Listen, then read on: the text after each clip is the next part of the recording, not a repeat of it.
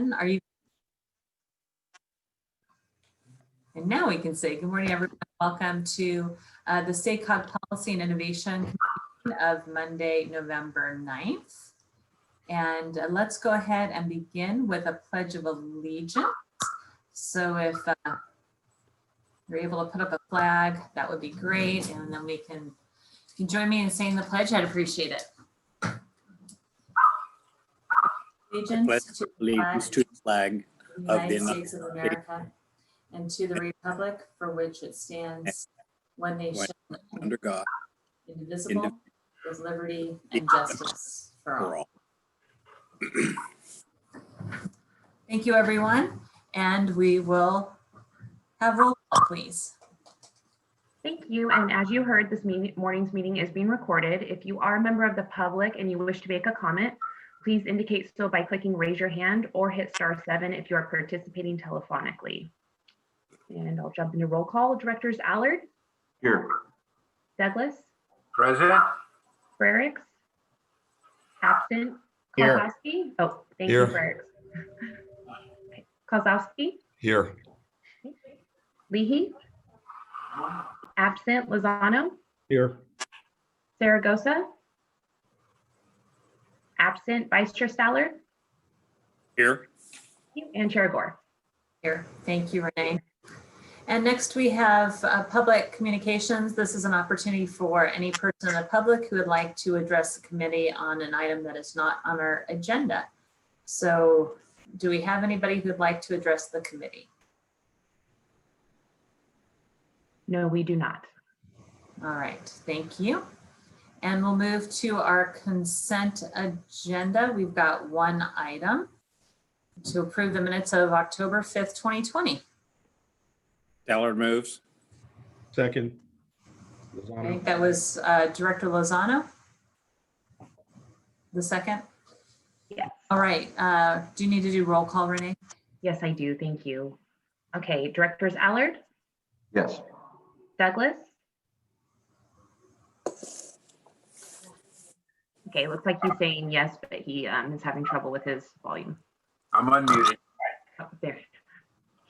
Can you indicate your vote, Douglas? Aye. Yes. Thank you. Frericks. Aye. Kozlowski. Yes. Leahy. Yes. Thank you. Lozano. Aye. Zaragoza. I think he's absent still. Okay, Vice Chair Stallard Yes. and Chair Gore. Aye, thank you. Motion carries. And we'll move to our information items. First, we've got the 2021 work plan. Good morning, Casey, if you are there. Chair Gore, actually, Casey is not able to join us this morning, so I'm going to present this item. All right. So good morning, everybody. It is, as long as this calendar year has seemed, we are inching towards the end of 2020 and anticipating our work next year in calendar year 2021. Just a little bit of a summary and a look back about where these work plans come from. Every agency like ours, every metropolitan planning organization actually has to develop by federal regulation what we call an overall work program, OWP. If we use any federal funds, that's what's required. And those OWPs are really important. They're updated, they're pretty intensive effort, and they're very thick. And in some ways, they're very hard to understand if you look at them or try to read them exactly sort of the primary kind of strategies and objectives that are behind our work. While they are really important and take a lot of great staff work, we have more recently begun preparing these kind of more summary work plans.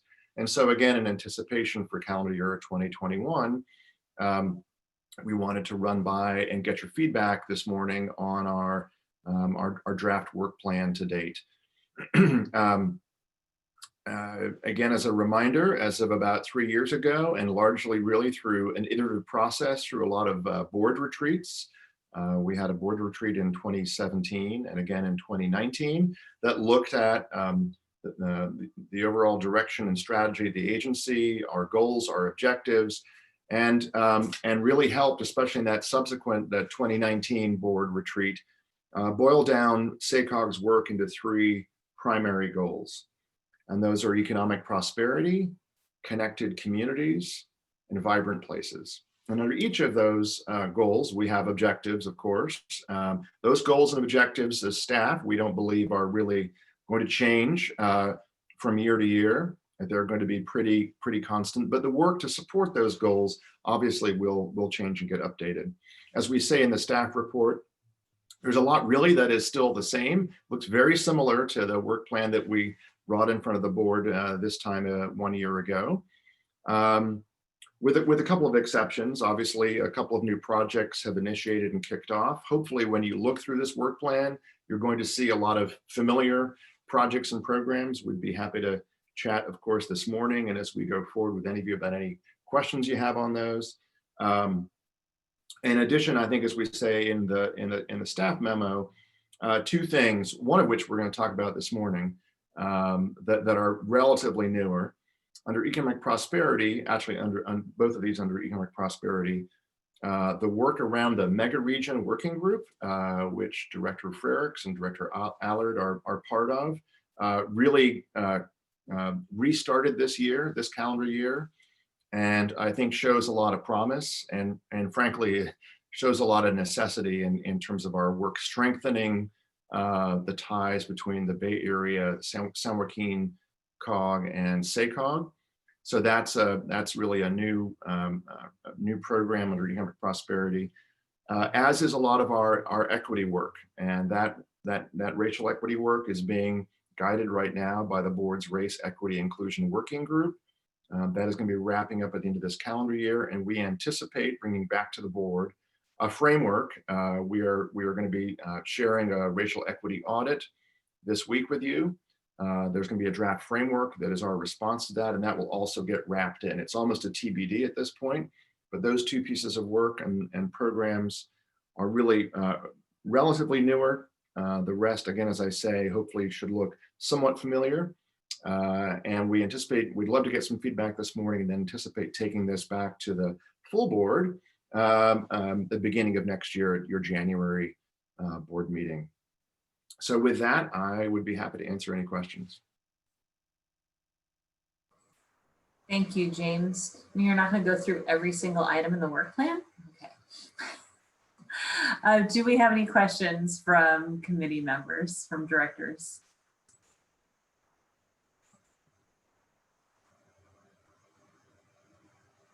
We're all looking at it. Doesn't look like we've got anybody. Lucas, did you want to? I was just going to say we will. Obviously one of these next items is about. This is also by the real. This is the real Lucas, not the phishing attempt Lucas that most of you got emails this morning from some scammer trying to get you to donate some money or gift cards or whatever. This is the real me. Apologies for that digression. I look forward to, we'll have an item on the mega region, obviously in a little bit, and provide some more comments around that sort of item at the appropriate time, Madam Chair. Thank you, Lucas. Any other comments or questions from any of the directors? And if not, we'll open the item to public comment if there's any comments from the public. We do not have any public comment for this item. All right. Well, then I guess you're not getting a whole lot of feedback. Fine. That's fine. Again, just to wrap up the item, when I joined SACOG 3 years ago, I had the very simple question of what are SACOG's priorities, right? What do we work on? What do we focus on? And I sometimes have even heard us described, even in recent months, as a transportation planning agency. And I think the work plan is an important reminder. We're Council of Governments. We exist to actually support all of you in your local jurisdictions. And we have really important work around those 3 major goals of prosperity, connected communities, and vibrant places. So I do hope it helps as a reminder if you all are asked in your home jurisdictions, what's SACOG all about? You may have new supervisors or council members joining you as a result of these elections. You may get asked, what's SACOG all about? And I would start here. That's my That's my recommendation. So anyway, I hope it helps provide a bit of transparency around our work and our priorities. And again, as I say, we'll be revisiting this again and bring it back to the full board in January. Thank you, James. And it definitely is easier to have 3 buckets versus 8 or 9 buckets of priorities. So that's helpful. All right, let's move to our next item, which is our advocacy update. Good morning, Christina. Morning, thank you. So this month is a bit of an interlude as we reflect on the last legislative year and look to 2021 while sorting out some of the final election results. While COVID-19 remains top of mind and DC lawmakers are facing a number of looming deadlines of relevance to SACOG, first and foremost, they must reach a deal on the federal budget before the end of 2020. As you might remember from our meeting last month, facing the end of the fiscal year on September 30th, they passed a continuing resolution that funds the federal government operations through December 11th. So they must now return to negotiate a final budget deal or pass another continuing resolution to avert a federal shutdown. The House already passed most of their budget bills over the summer, while the Senate has yet to take any action. However, it appears based on some news reports this morning that the Senate Appropriations Committee does plan to release their 12 bills tomorrow. And all of leadership is basically in agreement that they want to pass one omnibus bill, so pass all 12 spending bills in one package before the December 11th deadline. So hopefully we'll see a final budget deal then rather than a continuing resolution. Also, as you might remember from last month, included in the continuing resolution, they passed was a 1-year extension of the FAST Act, the Federal Funding and Authorization Act. So that now will expire end of next fiscal year, so September 30th, 2021. As part of this, infrastructure remains top of mind. And just this weekend, the chair of the House Committee on Transportation and Infrastructure released a statement to that effect. And this really provides an opportunity for us to build on the work that we did this summer with the stimulus report, which puts us in a very good position for both reauthorization and infrastructure talks and potential stimulus conversations that might happen. We got a lot of great feedback from our congressional delegation about that stimulus report over the summer. And so I think there's a lot of opportunity to build on that looking into next year. In Sacramento, the legislature will return on December 7th, briefly for their organizational session where they swear in the new legislature. There'll be a few new faces, 6 legislators, all from the Senate, were termed out this year. And based on the final election results, it looks like there might be 1 or 2 Senate incumbents that might also lose their re-elections. So there'll be a few more new members coming in. There are also, just based on musical chairs that happen, some new faces that'll be coming in the Assembly. And we'll probably likely see continuing musical chairs as we had some sitting legislators run for other offices. And then, of course, what potentially might play out with the Senate appointment. Also of note, one of the termed out senators is our current chair of the Senate Transportation Committee, Senator Jim Bell. No word yet, obviously, of a potential new chair, and we'll likely see probably a lot of shifting of committees based on the number of new senators that are coming in. There's many questions about what the legislative session will look like next year. As of right now, staff are still working remotely, and I think there's still a lot of discussion and waiting to be seen about exactly how session will look as we go into the new year when they really ramp up starting January, February. But I will say they're probably going to be very eager to make up for what was a very unsatisfying year last year. The legislature had to significantly reduce the number of bills that moved forward just based on the pandemic alone. And then there was quite a bit of fighting between the 2 houses, the parties, and some of that did lead to many bills that were expected to move in the final days to the governor's desk, not passing out of the legislature before it adjourned. So I think as a result, we'll see a resurgence of a number of these issues. Housing in particular had a very disappointing session, I think, for legislators, at least last year. And so we should expect to likely continue to see that as a focus for next year. We'll also probably see some visit to SB 375 next year and sustainable communities strategy implementation. Clint and I will be talking about that a little bit more in the next item. And then just a heads up preview at the November board meeting, our lobbyists, KP Public Affairs, and the November board meeting, they'll be giving an update on Green Means Go and our strategy and looking into 2021. And that's my update. Thank you very much, Christina. Appreciate that. Do we have any questions from any of our committee members and directors have questions? Other than it's still a big one. I have one question, Chair. Christina, there's a federal Senate bill to extend the end date for spending CARES Act funding. Do you think that has any hope of going forward?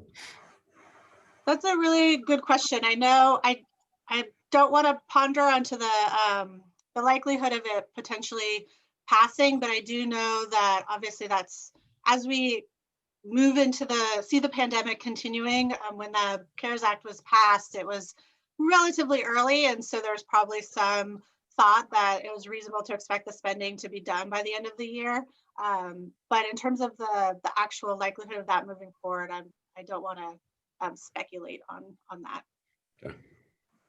Strange bedfellows on that one, because there's some states that were, probably over allocated funds and have no hope of spending it all by December 30th, but certainly would like to. So anyhow, just thought I'd ask. Thank you. Thank you. Any other questions for Christina on this item? And then we'll go ahead and open it up to the public, see if there's any questions or comments from the public. We do not have any public comment. All right, thank you, Renee. Appreciate the update, Christina, and certainly always more to come. It'll be interesting to see all that takes place this next year. We'll move to item 4, which is aligning sustainable community strategies in the mega region. And I believe we've got Clint this morning to take that item. I think James is going to kick this off for us real quick. All right, great. Go ahead, James. This is an absolute tag team here at Chair Gore, so so bear with us. And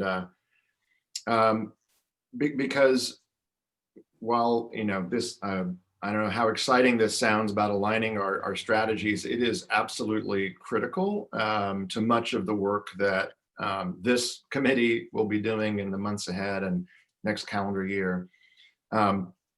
First off, I'm just going to try to frame this. You're going to hear presentations from both Clint and Christina on this.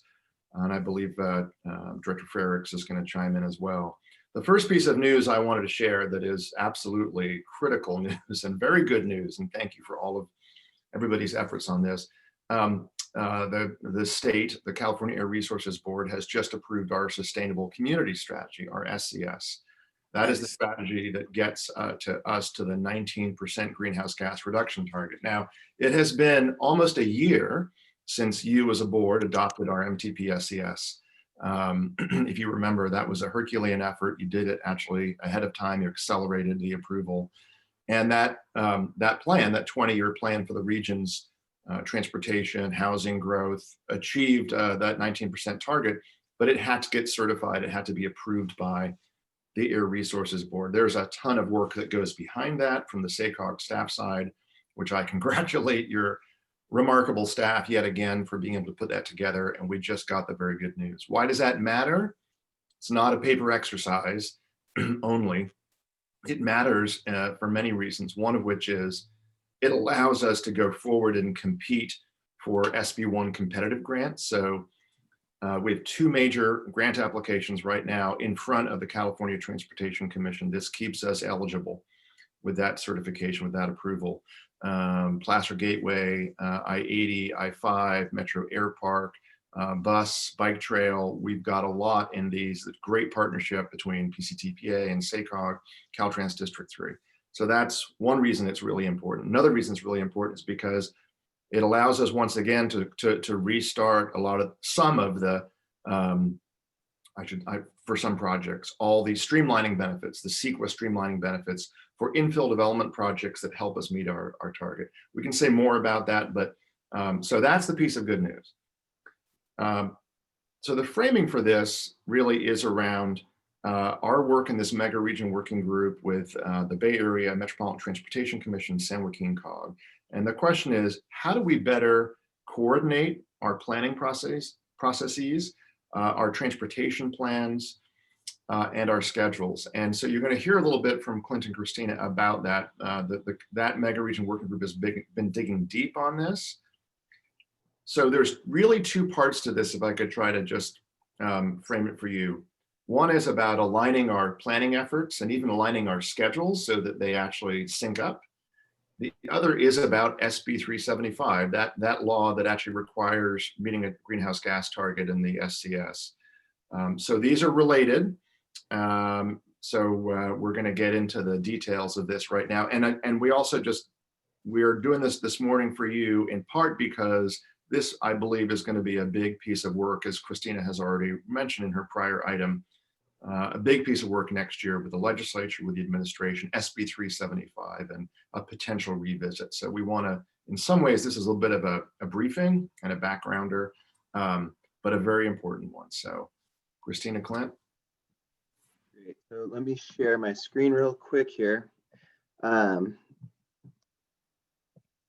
So as James was mentioning, our regional transportation plan, our sustainable community strategy, it's a requirement that we have, the Bay Area has, San Joaquin has. For all three of our agencies, it represents a massive piece of our work program. It has to be updated every 4 years, but it's a 2 to 2.5 year project to work on. We adopted a year ago, and coming up in 2021, we're already planning on starting work that will serve as a foundation for our next plan that would be due end of 2023, so 4 years from now. Because the other agencies all have this, it also represents a massive piece of their work. It sets the agenda for a lot of what each of our agencies are going to do between plan update cycles.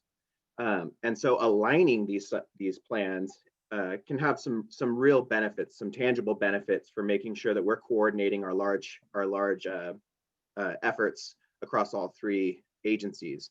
And so under SB 375, which is there are federal and state requirements for these plans. They both tie into the schedule for how often we update these plans. They both require every 4 years. I'll get into some of the specifics behind 375 and what it does in terms of our schedule, because that is where some of the complications come up, some of the complexities in our schedule come up. But under SB 375, we're already required to coordinate with our neighbors. Anybody who shares a border with the SACOG region, we have to have a conversation and have consistent assumptions about the travel back and forth between regions. So that already happens. But there's so much more that goes into these plans. So we all have to do growth forecasts. How much new population, how much employment, how much housing are we expecting? And in a connected mega region, how much your neighbor is forecasting for and planning for can have an impact on you. And so aligning those things are really important. Of course, we all have a policy and strategy section in our plans. And so making sure that we have consistent policies where there's opportunities to share and leverage the strengths of our neighbors and pursue common strategies, common policies, that can have some benefits. And then our plan is $35 billion worth of transportation investment over the next 20 years. MTCs, the Bay Area, has a much larger budget. San Joaquin's a little bit smaller, but all three of these plans are planning for some major transportation investments over the next 20 years. And we share transportation infrastructure that connects our regions. And so that is another important area where alignment can really help. So I mentioned 375 does have some implications for the schedule. And this is one of the areas we wanted to make sure you're all aware of as we look at how we can better align our plans, specifically the schedules. So SB 375 did three things. It is looking at the regional planning process, is all you're all familiar with, because we just adopted this plan that achieves a 19% greenhouse gas target. So it's looking at greenhouse gas reductions achieving or achieving greenhouse gas reductions through the regional planning process. Also, as James mentioned, offers some streamlining, some CEQA streamlining benefits for projects that are consistent with the sustainable community strategy. But then the third piece, and this is important for schedule, is it ties the regional housing needs allocation process, the RENA process that we went through kind of around the same time as the MTP. You adopted the plan, the regional housing needs plan, back in March. All your local agencies are now working on their housing elements that are due in April or in May, I believe, due this coming spring in 2021. The housing needs allocation process is tied to the adoption date of your plan. And so if we were to align schedules, one or more of the partner agencies, us, MTC, San Joaquin, would need to shift the timing of their adoption date. That would likely also have an impact on the timing of the regional housing needs allocation and the timing of housing elements. Right now, that's every other plan. So on an we do the MTP update on a 4-year cycle.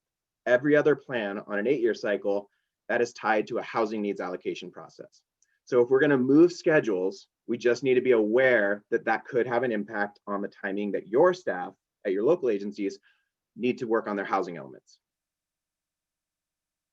So under the current schedule, SACOG is the first out of the gate adopting what we're calling the Sustainable Community Strategy 3. So this is the newest greenhouse gas target of 19%. We're the first out the gate. We adopted in November of 2019. MTC is next. They're adopting that same, they have a 19% target as well. They're adopting that in 2021, followed by SJCOG in 2022. This is the plan that is tied to the RENA cycle. So we just went through the RENA cycle. Your local agencies are working on that now. MTC is coming up to that same RENA cycle in 2021, SJCOG following. We would then, SACOG wouldn't adopt until 2023. It's disconnected from RENA, but then by the time we get to the next plan in 27, we have another RENA cycle. If we were to shift the timing of our plans during that 8-year period, could have an impact on RENA. So on the face, aligning our schedules makes a lot of sense. There's a lot of benefits that are going to come from just better coordination, making sure that we're all on the same page in terms of our policy priorities, our investment priorities, but we just want to go into this knowing that it could have other implications. Also, because the schedule and the tie-in from the housing needs allocation process is a product of SB 375, and I'm going to hand it over to Christina here in a minute. SB 375 is also something that the state is looking at, the partners are looking at, as something that could be addressed, or something that needs to have some potential modifications or some implementation assistance. It could be a product of some legislative discussions in the coming year. And so we just want to look at both the schedule alignment in the context of all of the other discussions happening around the SB 375. And because the Policy and Innovation Committee is really our lead on policy and on state advocacy issues, this is going to be a subject that you're going to be hearing about over the coming year. So this is just kind of an introduction to one of the topics you'll be talking about and a top priority for the mega region group. So I'm going to hand it to Christina here. Can I ask a question real quick before we move please. on? So Clint, when you say alignment, you're talking about this, year by year stair step type alignment where you've got MTC, San Joaquin, and then SACOG acting in sequential years, right? You're not talking about aligning so that we're all acting at the same time. That is what I'm talking about. So Okay, this right. on the thing is what you're seeing is the current schedule. So there's 3 years total between. Okay. That means that the major milestones in each of these updates are disconnected. And it makes it a little harder to coordinate. If we're talking about what's our growth forecast, MTC is 3 years from wanting to have that same conversation. Right. If we could get our adoption schedules lined up, our major milestones line up, and it makes those conversations a little bit easier. So let me ask the question again then, because I'm not sure I heard the answer. Yeah, sure. We want to maintain this MTC, then SJ, then SACOG, or you're talking about trying to compress this so that we all say take action in 2023 concurrently? You got it. Yeah. So whether it's 2023 or later, what we're talking about in terms of schedule alignment is we have action concurrently with the two partners. So do the advantages of that outweigh the advantage of sort of being the first actor in the sequence based on where we are right now? That is a good question. I don't know that there's not an advantage to us being the first actor necessarily. It would have an advantage in terms of, because we have to coordinate like on travel volumes back and forth, that conversation would be a lot easier if we all had the same update schedule. I got you. So it does bring this certainly has advantages. I think the challenge, the hard part, at least the one that we've identified initially, is one, would this require a change in the timing of local housing elements? So what would that do to your local jurisdiction workloads? Right. And then also, because the efforts are so huge, if any one of us had to accelerate, that also comes with, quite a lot of work. And so those are the initial things. I don't know that there's a disadvantage to doing it. It's a work and timing investment challenge that we're seeing right now. So then who has to accelerate and who has to slow down to get that alignment? Do we need to speed up, or do we need to slow down? That's like the $1 million question, basically. Gotcha. Yeah. I mean, so I would just say, I would add, I think Clint's doing a great job explaining this. I would just say from the policy side of things, like in nuts and bolts, Christina probably will speak to it too, but there are a lot of unanswered questions at the moment. The staff from the 3 agencies have been working very, very closely together, but some of this would require probably statutory, changes. And so I would just say, while we think there's a lot of, I think there's a lot, and I think there's others that feel this way, a lot of reason to work closely together and schedule and sort of try to seek some alignment.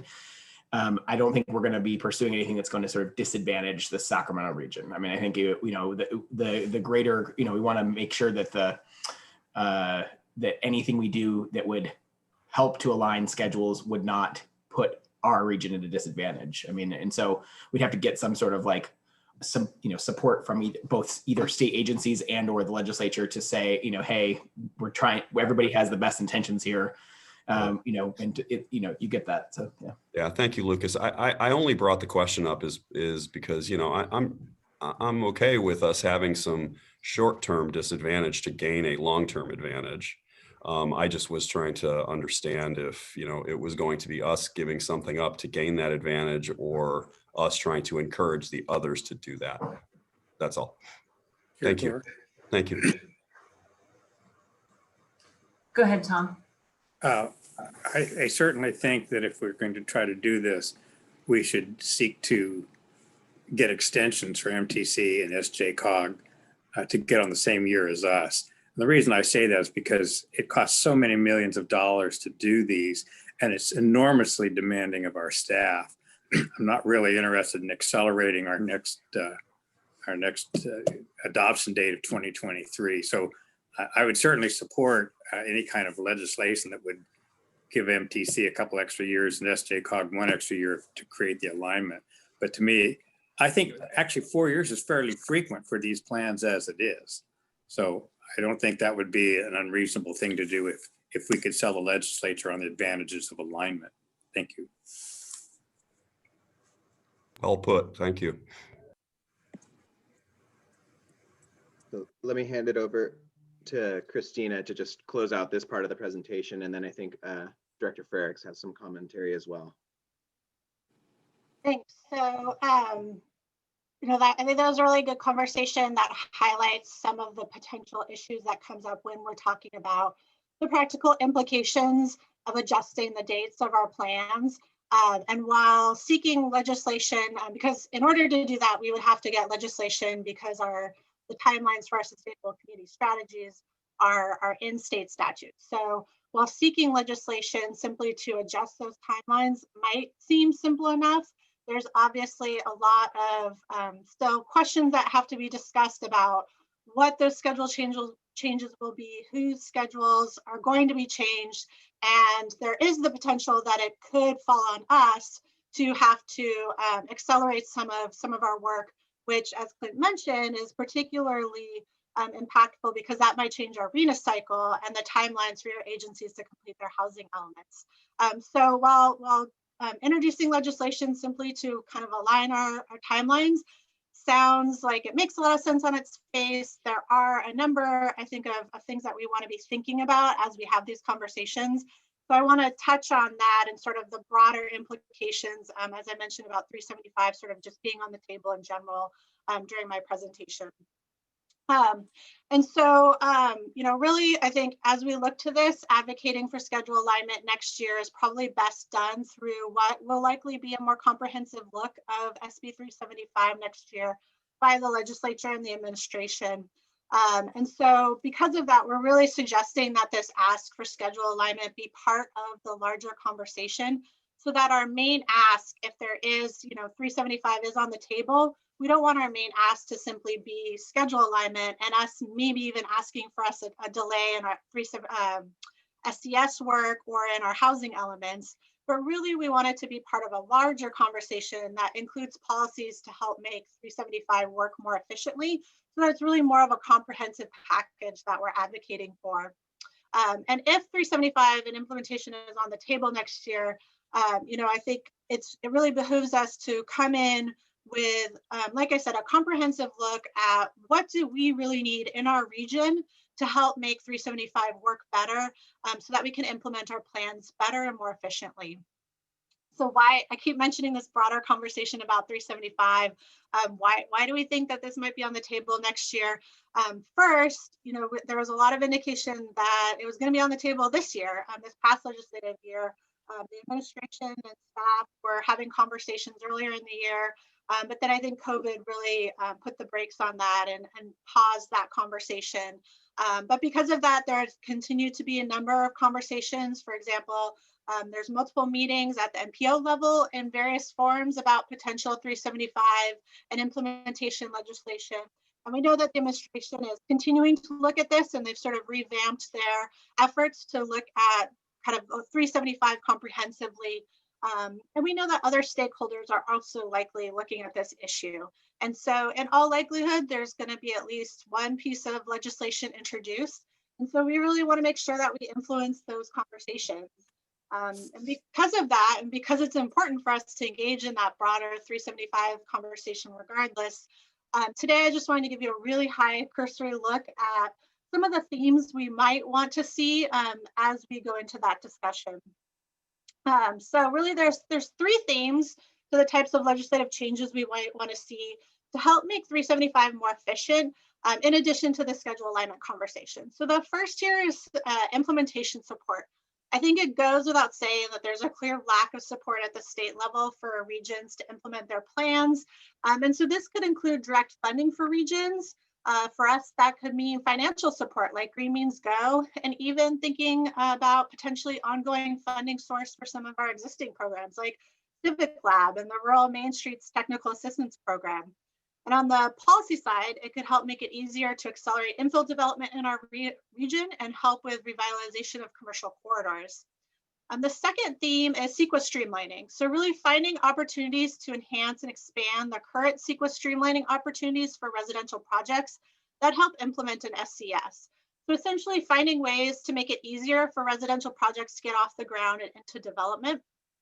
And then the third theme is pricing. We want to test out different mechanisms to find the best way to implement pricing in our region consistent with the MTP SCS. But we need legislation to do that. And so this third theme includes providing regional and local governments authority to test and pilot roadway pricing mechanisms, because again, there needs to be explicit legislation allowing that, giving that authority. So like I said, I just wanted to kind of give you a little bit of a teaser, some thoughts to start thinking about as we move into this conversation more in depth next year. Next steps specific to this, the Mega Region Working Group will be meeting later this month to discuss a joint advocacy platform that includes 375 implementation and alignment. And so we'll be bringing that platform to you in December.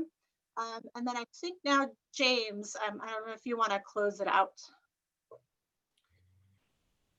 Yeah, well, thanks to Christina, Clint. I mean, I would say I think you're already starting to have this conversation. In a nutshell, we believe there's lots of advantages to aligning our plans on exactly the same schedule. And Director Kozlowski and Director Stollard, we're not really talking this current cycle. We're really looking at that next set, right? And I think Director Stollard had that already. You were looking at what would it take to do that?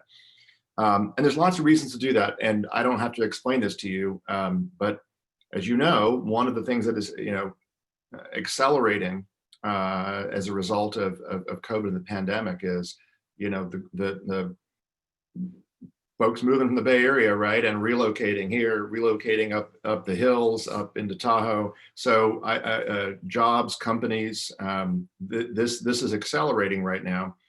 If we don't do our plans with the same forecast, with the same look to the future, and actually align that, we are not going to see the same thing. If we see the same thing, we might say, hey, guess what? We need an express lane that's continuous between our region and the Bay Area that has one transponder in it, and we need to build that by such and such.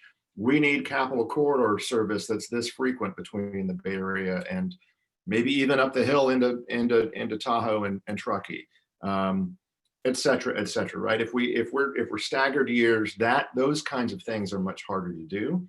So we want to align schedules. We don't want to align them without some sort of legislative fix, which will likely come through SB 375. That's the complicated but important story this morning. And Director Frericks, I know you wanted to say a couple things too. So no, I think you appreciate that, James. And I mean, the overview by Clint and Christina, really appreciate all the work that's gone into this. I think a couple of quick points additionally that, I mean, they've really driven home the sort of the whys and such. I think that in terms of schedule alignment and, 375 2.0 and being at the table when that sort of plays out, I think the only additional comments that I would make are that, aside from issues of roadways, freeways, things of that nature, there's also a variety of other major connections. I mean, these three regions are, basically totally interconnected. I mean, there's obviously the Capital Corridor and the ACE train and the expansion there. And, while the pandemic has obviously changed things in terms of commute patterns and telecommuting and such, I think increasingly the three sort of MPOs are going to be continue to be sort of totally interconnected, and so we think it makes sense, especially trying to leverage both state and potentially federal dollars as well in the future to sort of have a coordinated approaches on some of these planning issues. Additionally, I would just say that this is also a pretty key priority for the greater business community, the business community that operates in both region, all three regions, but especially Sacramento region and the Bay Area. They, Bay Area Council, number of Sac Metro Chamber and others have been very supportive of this work thus far. And so I think that, and I'm not, obviously COVID has changed a lot, we know this year, but earlier this year, the business committee was talking about helping to fund some advocacy work at the state capitol coming from the business community to sort of help realize some of these items. I think that there's so much that has been that continues to go on between especially the goods movement issues that the business community has really, and then obviously just issues of where jobs are and where housing is. They consistently are seeing a need for a better sort of approach at the intergovernmental level, at the local level, for us to sort of be coordinated. So that is obviously, I think, a pretty important component to this as well. And I think it's not just the three, MPOs that are sort of having this discussion, but private sector partners as well. And I think that will be pretty critical in the sort of potential advocacy work with the state, both the capital and or the administration. So just a few additional thoughts there, and appreciate the discussion this morning. I think both Directors Kozlowski and Stallard's comments, very well taken, and appreciate the sort of input. These are the same types of discussions that we've been having at the sort of working group level, which includes a couple members of, obviously each from the SACOG board, MTC, and San Joaquin COG. So thanks very much. Could I say one more thing, Madam Chair? Yes, please. You know, I've often thought we're all we understand the benefits of our geography, but there's a lot of burdens of our geography in California too. They're just places you can't put roads, or at least we haven't. And when we're thinking more provincially, we don't think about the possibilities of interregional road opportunities. For example, all of us, the only way for us to get to the Bay Area is Interstate 80. The only way, and we know it's problematical. So I think finding new ways to be more connected is a good thing in the future, and may allow us to be thinking in a bigger picture than we do in our own individual region. So I think this is great. I want to thank those on our board who have been engaged in this dialogue with our partner COGS. Thank you, Director Stollard. And actually, in addition to that, right, you've got partners in the Bay Area who have a lot more political leverage than probably we do, right? Because they have more members in the legislature. That could be helpful in the future as well. Any other questions from my colleagues about this item? It looks like it's a long road ahead, but I do appreciate, Christina, the comment about how do we look at the bigger picture, right? Not just advocating for aligning the timeframes, but what else do we need to advocate to actually try to meet SB 375? What are the other things we can advocate for as a part of this whole process? Let's go ahead and open this up to the public if there were any comments from the public. No other comments from director. We do not have any public comment. All right. Then with that, I think we've finished our agenda items. Any other matters we need to discuss, James or Eric? My big other matter was the SCS approval. So we wove that into our presentation. So nothing from me. All right, well, then with that, we will adjourn our meeting. Our next committee meeting will be Monday, December 7th. And then of course, our next SACOG board meeting is that the 19th? Next Thursday. All right, next Thursday. So with that, we are adjourned and we'll see most of you next week online.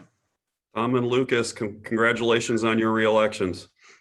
Thank you. Thank you very much. Appreciate it. Hang in there, Kim. Hang in there, Director Douglas. That's what I was just. That's like a very, I think you were tied with, the two of you were tied, if I recall, when I looked at it the other day. So in there. The number of close races that are hanging out there around the region still. You're muted, Kim. I'm going to the Supreme Court.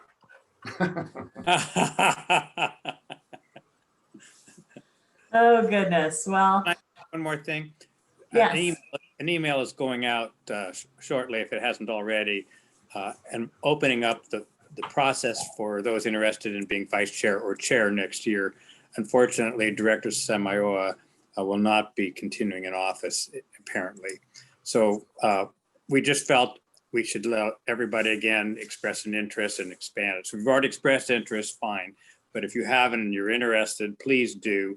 We're also deferring our meetings originally scheduled for next week until we give people one more week to express interest, and then the committee will go to work. Okay, thank you.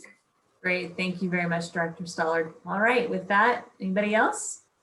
Do not hang in there and we will see you next week. Appreciate it. Thanks, Chair Orr. All right, bye-bye.